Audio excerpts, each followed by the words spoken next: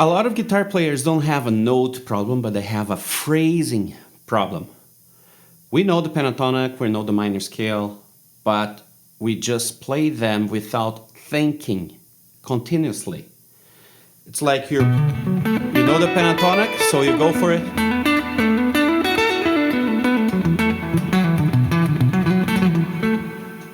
Not giving a thought of phrasing, no giving space, no giving a shape, not telling a story. And that's a great problem. And this is a shift we all need to make to actually create great solos. Because great solos are like a conversation, right? You ask a question and you give a space and you have an answer. For example,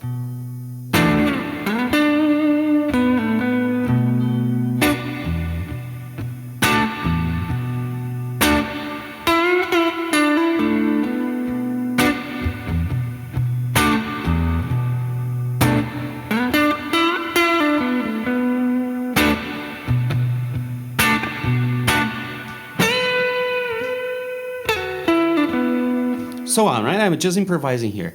But you get the idea. I'm not playing one note after the other. No, I'm giving a space.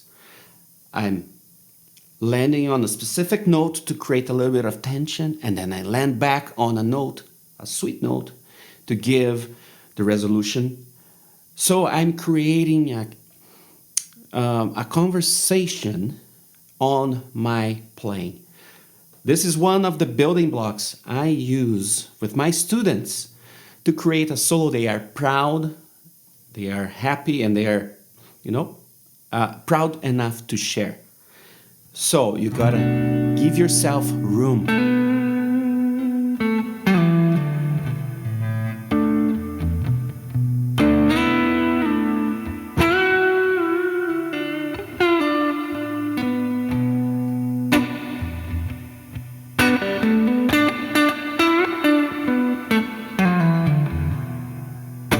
And so on, right? You play thinking of what's coming next or hanging a question out there. That's how you're going to connect with the music itself and with the listeners. This is one of the 7 steps I guide my students to go from random noodling to a solo they are proud to create and record. Right? A 7-step, real ready solo. And I have for you a real ready solo chart. If you want, just click the link below. You can start working on that too. What makes a phrase interesting? It's the length of the notes you play, right? It's the contrast of one phrase to the next, and the pattern, the repetition, because repetition hooks you to something that is familiar and that is not constantly changing. Because if you have a phrasing that is constantly changing, you will not be able to connect with the music, with yourself, with the musicians, and most of all, the listeners. You always need to give a reference. When I'm playing, for example, at church, and there's a solo, a moment I can play a solo, what I like to do is play the melody of the song that is being played, right? Play the bridge or a part of the chorus. Why? Because that is helpful for the listener. It's helpful for the person that is there listening to the music, right?